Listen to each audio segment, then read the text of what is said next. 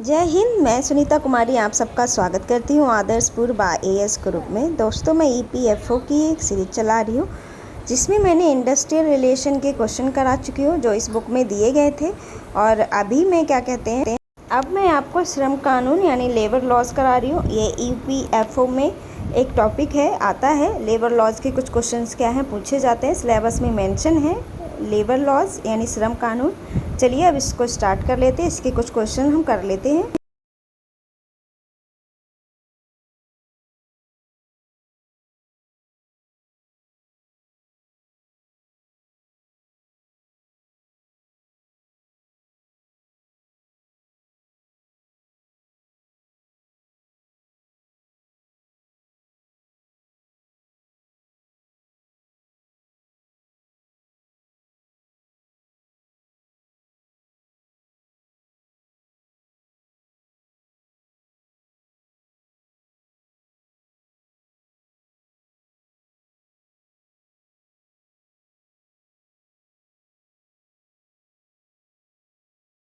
आज का पहला क्वेश्चन देख लेते हैं। प्रथम श्रम सम्मेलन आयोजित किया गया था। तो ये पूछा गया है कि प्रथम श्रम सम्मेलन है वो कहाँ हुआ था, मतलब किस डेट में कब हुआ था।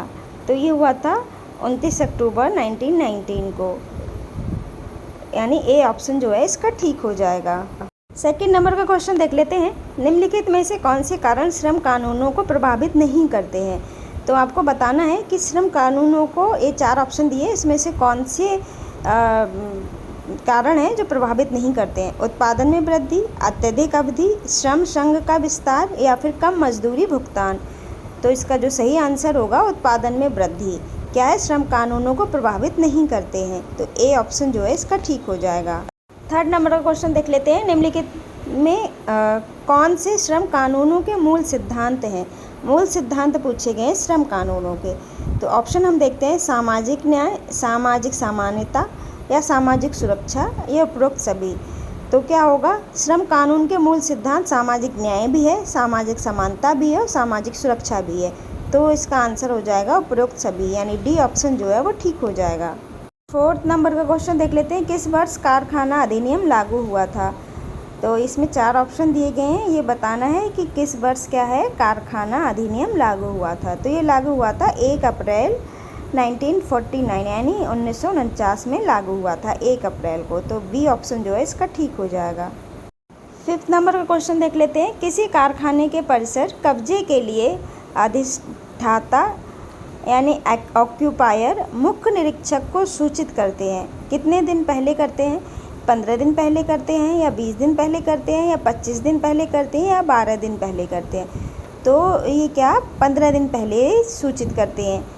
ए ऑप्शन जो है इसका ठीक हो जाएगा। 6 नंबर का क्वेश्चन देखते हैं। अधिष्ठाता यानी ऑक्यूपायर के सामान्य कर्तव्य क्या हैं, ये बताना है। तो चलिए हम पढ़ते हैं। कारखाने में सुरक्षापूर्ण एवं स्वास्थ्य के लिए निरापद संयंत्रों एवं कार्यप्रणाली की व्यवस्था एवं अनुरक्षण करना है, बिल्कुल सही। दूसरा क्या है, वस्तु एवं पदार्थों के व्यवहार, हस्तन, भंडारण तथा परिवहन के संबंध में कारखानों में सुरक्षा और स्वास्थ्य के लिए जोखिम रहित रखने की व्यवस्था करना है, बिल्कुल सही। तो इसका जो सही आंसर हो जाएगा, ए और बी क्या है, दोनों सही हो जाएगा। तो इसका सी ऑप्शन जो है वो ठीक हो जाएगा। 7 नंबर का क्वेश्चन देख लेते हैं। कारखाना अधिनियम 1948 की धारा 11 से 20 तक स्वास्थ्य संबंधी किन प्रावधानों का उल्लेख किया गया है। तो बताना है किन प्रावधानों का उल्लेख किया गया है। सफाई, क्लीनलीनेस का किया गया है, या संवातन और तापमान यानी वेंटिलेशन एंड टेम्परेचर। तीसरा दिया है धूल और धुएं यानी डस्ट एंड फम्स। फोर्थ दिया है उपरोक्त सभी। तो इसका जो सही आंसर हो जाएगा वो होगा उपरोक्त सभी, यानी 1948 की धारा 11 से 20 में स्वास्थ्य संबंधी कुछ प्रावधान, सफाई, संपादन और तापमान, धूल और धुएं, यानी इसका जो सही आंसर हो जाएगा वो डी हो जाएगा। 8 नंबर का क्वेश्चन देखते हैं। कारखाना अधिनियम के अनुसार कितने वर्ष पश्चात कारखाने को पेंट और नवीनीकृत किया जाना चाहिए। 5 वर्ष के लिए, 2 वर्ष के पश्चात या 7 वर्ष के पश्चात या 4 वर्ष के पश्चात। तो क्या इसका सही आंसर है 5 वर्ष के पश्चात, यानी ए ऑप्शन जो है वो ठीक हो जाएगा। 9th नंबर का क्वेश्चन देख लेते हैं। कारखाना अधिनियम 1949 की धारा 2 के अनुसार वयस्क कहा जाता है। किसको कहा जाता है? कारखाना अधिनियम 1949 की धारा 2 के अनुसार एक व्यक्ति जिसमें 21 वर्ष की आयु पूरी कर ली है, या एक व्यक्ति जिसकी आयु 19 वर्ष से कम है, या फिर एक व्यक्ति जिसने 24 वर्ष की आयु पूरी कर ली है, या फिर एक व्यक्ति जिसने 18 वर्ष की आयु पूरी कर ली है। तो इसका सही आंसर हो जाएगा डी, यानी एक व्यक्ति जिसने 18 वर्ष की आयु पूरी कर ली है, यानी डी ऑप्शन जो है इसका वो ठीक हो जाएगा। 10 नंबर का क्वेश्चन देख लेते हैं। निम्नलिखित में से सही का मिलान कीजिए। तो देख लेते हैं। कारखानों का अनुमोदन लाइसेंस, इसका सही आंसर क्या होगा? इसका सही आंसर हो जाएगा धारा 6 यानी ए का 3। पेयजल की सुविधा ये हो जाएगा धारा 18 और पंजीकरण यानी बी का 1।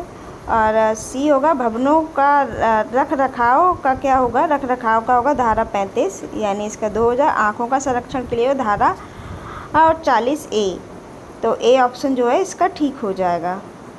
11 नंबर क्वेश्चन देख लेते हैं। कारखाना अधिनियम की धारा 2 क्लॉज जी परिभाषित करती है। क्या परिभाषित करती है? उद्योग को करती है, या निर्माण प्रक्रिया को करती है, श्रमिक यानी बेसिस को करती है, या अधिष्ठाता या ऑक्यूपायर को करती है? तो ये करती है निर्माण प्रक्रिया यानी मैन्युफैक्चरिंग प्रोसेस को क्या है परिभाषित करती है कारखाना अधिनियम की धारा 2 क्लॉज जी की अनुसार। तो बी ऑप्शन जो है इसका ठीक हो जाएगा। 12 नंबर का क्वेश्चन देख लेते हैं। प्रत्येक कारखाने में जहां कर्मकार नियोजक हो वहां कैंटीन की व्यवस्था होनी चाहिए। तो कितने कर्मकार और कितने उस पे नियोजकों पे कैंटीन की व्यवस्था होनी चाहिए? 250 से अधिक कर्मकार हो, या 200 से अधिक कर्मकार हो, या 100 से अधिक कर्मकार हो, या 150 से अधिक कर्मकार हो, तो कैंटीन की व्यवस्था होनी चाहिए। तो इसका सही आंसर हो जाएगा 250 से अधिक कर्मकार हो, यानी ए ऑप्शन जो है इसका ठीक हो जाएगा। 13 नंबर का क्वेश्चन देख लेते हैं। निम्नलिखित में कौन सा रोग कारखाना अधिनियम की धारा 89 में वर्णित नहीं है? तो देखते हैं। एंथ्रैक्स या एस्बेस्टोसिस, फास्फोरस या निमोनिया। तो इसका क्या होगा? सही आंसर हो जाएगा डी निमोनिया, यानी डी ऑप्शन जो है वो ठीक हो जाएगा। 14 नंबर क्वेश्चन देखते हैं। श्रम कानून के उद्देश्य पूछे गए हैं, बस ये बताना है कौन से उद्देश्य है। श्रमिकों को शोषण से बचाना, या औद्योगिक संबंध के मूल्यों को मजबूत करना, या औद्योगिक विवाद की रोकथाम और निपटने के लिए मशीनरी प्रदान करना, या उपरोक्त सभी। तो इसका जो आंसर हो जाएगा वो हो जाएगा उपरोक्त सभी। श्रम कानून के उद्देश्य ये सभी हैं। श्रमिकों को शोषण से बचाना, औद्योगिक संबंध के मूल्यों को मजबूत करना, औद्योगिक विवाद की रोकथाम और निपटने के लिए मशीनरी प्रदान करना। तो सही ऑप्शन हो जाएगा डी। डी इसका क्या है? आंसर हो जाएगा। 15 नंबर का क्वेश्चन देख लेते हैं। औद्योगिक संबंध में कौन सा अधिनियम ट्रेड यूनियन को परिभाषित करता है? तो औद्योगिक व्यापार संकल्प 1962, या फिर औद्योगिक नीति 1991, या फिर ट्रेड यूनियन और श्रम संबंध अधिनियम 1992, या फिर औद्योगिक रोजगार अधिनियम 1946।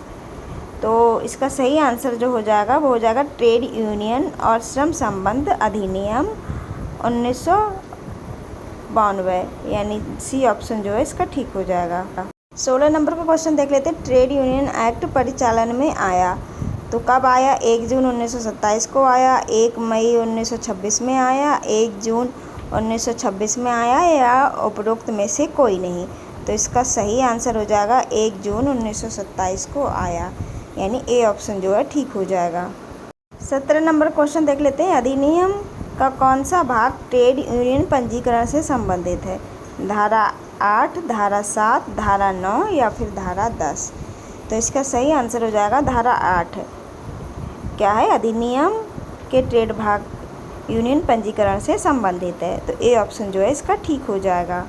18 नंबर क्वेश्चन देख लेते हैं। निम्नलिखित में कौन सा अधिनियम पंजीकृत ट्रेड यूनियन पर लागू नहीं होता है? तो सहकारी समिति अधिनियम 1912, या फिर सोसाइटी पंजीकरण अधिनियम 1860, या फिर कंपनी अधिनियम 1956। तो इसका सही आंसर हो जाएगा उपरोक्त सभी। ये तीनों क्या है इस पे लागू नहीं होते हैं। तो इसका डी ऑप्शन जो है वो ठीक हो जाएगा। 19 नंबर का क्वेश्चन देख लेते हैं। निम्नलिखित में कौन सी ऐसी वस्तु है जिस पर ट्रेड यूनियन अधिनियम की धारा 15 के अनुसार समान धनराशि खर्च की जाती है? ऑप्शंस देख लेते हैं। पहला ऑप्शन देखते हैं, उद्यम के लिए आवश्यक सामान खरीदने के लिए भुगतान, या फिर कारखानों की स्थापना में कर्मचारियों का भुगतान, या फिर ट्रेड यूनियन या उसके किसी भी सदस्य के प्रशासन के लिए खर्चों का भुगतान, या फिर उपरोक्त सभी। तो इसका सही आंसर हो जाएगा ट्रेड यूनियन या उसके किसी भी सदस्य के प्रशासन के लिए खर्चे का भुगतान। तो सी ऑप्शन जो है इसका ठीक हो जाएगा। 20 नंबर का क्वेश्चन देख लेते हैं। किसी व्यक्ति को स्वीकार करने या किसी सदस्य को निष्कासित करने के लिए संघ किन आधारों पर मना कर सकता है? तो सद्भावना के कारण, या दुराचार के कारण, या नौकरी में बदलाव के कारण, या इनमें से कोई नहीं। तो इसका सही आंसर हो जाएगा दुराचार के कारण, यानी बी ऑप्शन जो है वो ठीक हो जाएगा। 21 नंबर का क्वेश्चन देख लेते हैं। पंजीकृत ट्रेड यूनियन का नाम बदलने के लिए कितने सदस्यों की सहमति आवश्यक है? तो कुल सदस्यों का 1/4 भाग, या कुल सदस्यों का 3/4 भाग, या कुल सदस्यों का आधा भाग यानी 1/2 भाग, या कुल सदस्यों का 2/3 भाग। तो इसका सही आंसर हो जाएगा कुल सदस्यों का 2/3 भाग, यानी डी ऑप्शन जो है ठीक हो जाएगा।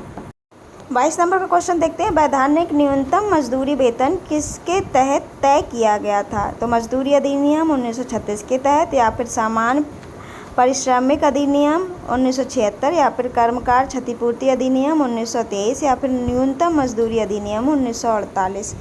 तो इसका सही ऑप्शन जो है वो हो जाएगा न्यूनतम मजदूरी अधिनियम 1948, यानी डी ऑप्शन जो है वो ठीक हो जाएगा। 23 नंबर का क्वेश्चन देख लेते हैं। न्यूनतम मजदूरी अधिनियम 1948 के तहत समुचित सरकार निर्दिष्ट रोजगार में कार्यरत कर्मचारियों को देय मजदूरी की न्यूनतम दरें तय करेगी। अनुसूची 1 का भाग 1 करेगी, या फिर अनुसूची 1 का भाग 2 करेगी, अनुसूची 1 भाग 1, 2 और नियोजक के लिए जोड़ी गई धारा 27 के तहत करेगी, या फिर अनुसूची 1 और 2 करेगी। तो इसका सही आंसर हो जाएगा अनुसूची 1 भाग 1, 2 और नियोजक के लिए जोड़ी गई धारा 27 के तहत करेगी, यानी सी ऑप्शन जो है वो ठीक हो जाएगा। 24 नंबर का क्वेश्चन देख लेते हैं। निम्नलिखित में कौन न्यूनतम मजदूरी अधिनियम 1948 के तहत न्यूनतम मजदूरी तय करने की विधि नहीं है? अधिसूचना विधि, या समिति विधि, या सौदेबाजी विधि, या उपरोक्त में से कोई नहीं। तो इसका सही आंसर हो जाएगा सौदेबाजी विधि, यानी सी ऑप्शन जो है वो ठीक हो जाएगा। 25 नंबर का क्वेश्चन देख लेते हैं। न्यूनतम मजदूरी अधिनियम 1949 के तहत निर्धारित न्यूनतम मजदूरी को कम से कम एक बार संशोधित किया जाना चाहिए। 2 वर्ष में, 3 वर्ष में, 5 वर्ष में, या अधिनियम के तहत कोई भी उल्लेख नहीं है। तो इसका सही आंसर हो जाएगा 5 वर्ष में, यानी सी ऑप्शन जो है वो ठीक हो जाएगा। 26 नंबर का क्वेश्चन देख लेते हैं। न्यूनतम मजदूरी अधिनियम क्या है? नीचे बताना है। विभिन्न प्रकार के उद्योगों को कवर करने वाला एक कार्यक्रम, या विभिन्न प्रकार के उद्योग, दुकानों और प्रतिष्ठानों को कवर करने वाली एक अनुसूची, या फिर दुकानों और प्रतिष्ठानों को कवर करने वाली अनुसूची, या औद्योगिक प्रतिष्ठानों और कृषि को कवर करने वाली अनुसूची। तो इसका सही आंसर हो जाएगा औद्योगिक प्रतिष्ठानों और कृषि को कवर करने वाली अनुसूची, यानी डी ऑप्शन जो है वो ठीक हो जाएगा। 27 नंबर का क्वेश्चन देख लेते हैं। निम्नलिखित में कौन कल्याण के सिद्धांत पर आधारित नहीं है? तो कौन नहीं है? Mica mines labour welfare fund अधिनियम, या फिर लॉ एस्क खान श्रम कल्याण निधि अधिनियम, या फिर न्यूनतम मजदूरी अधिनियम, या फिर डॉक वर्कर्स यानी सुरक्षा स्वास्थ्य कल्याण अधिनियम। तो इसका सही आंसर हो जाएगा न्यूनतम मजदूरी अधिनियम, यानी सी ऑप्शन जो है वो ठीक हो जाएगा। 28 नंबर का क्वेश्चन देख लेते हैं। निम्नलिखित में कौन सा विधान भारत में असंगठित क्षेत्र के श्रमिकों पर लागू होता है? तो न्यूनतम मजदूरी अधिनियम होता है, या बाल श्रम निषेधो विनियम अधिनियम 1986 होता है, या फिर अनुबंध श्रम विनियम और उन्मूलन अधिनियम 1970 होता है, या उपरोक्त सभी।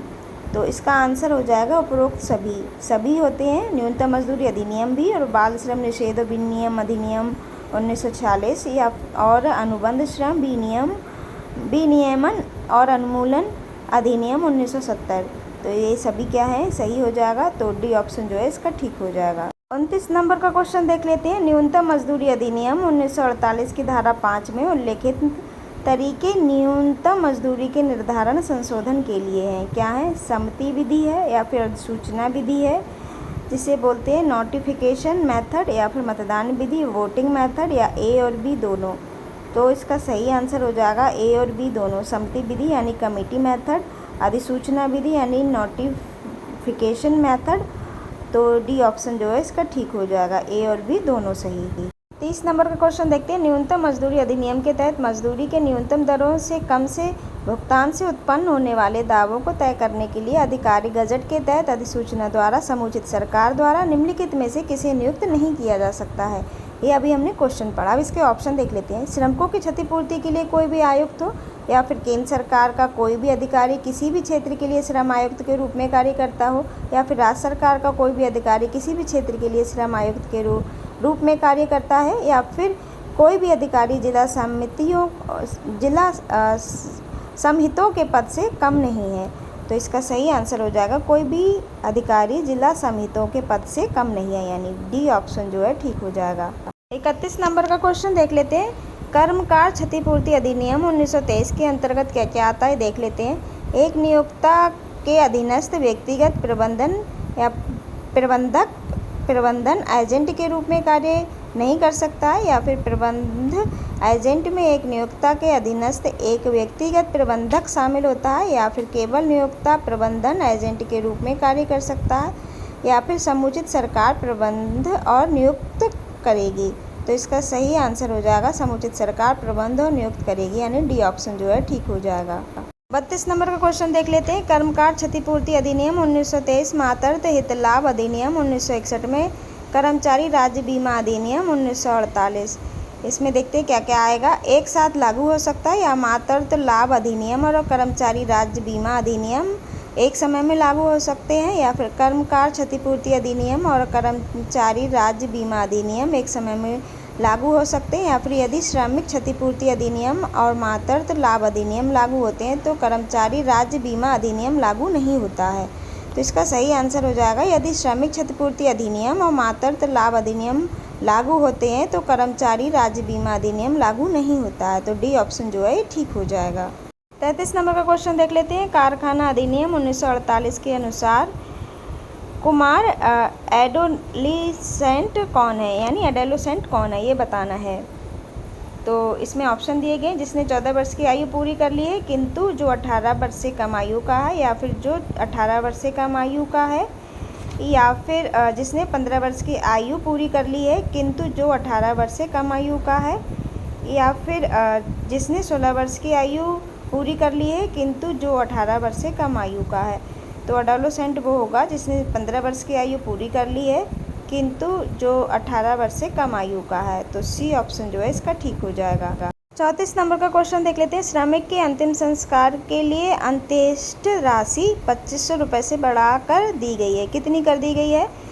3500 रुपये कर दी गई है, या 4500 रुपये कर दी गई है, या 5000 रुपये कर दी गई है, या 5500 रुपये कर दी गई है। तो इसका सही आंसर हो जाएगा 5000 रुपये कर दी गई है, यानी सी ऑप्शन जो है ठीक हो जाएगा। 35 नंबर का क्वेश्चन देख लेते हैं। निम्नलिखित में से किस विधान के तहत लाभ पाने के लिए किसी योगदान की आवश्यकता नहीं है?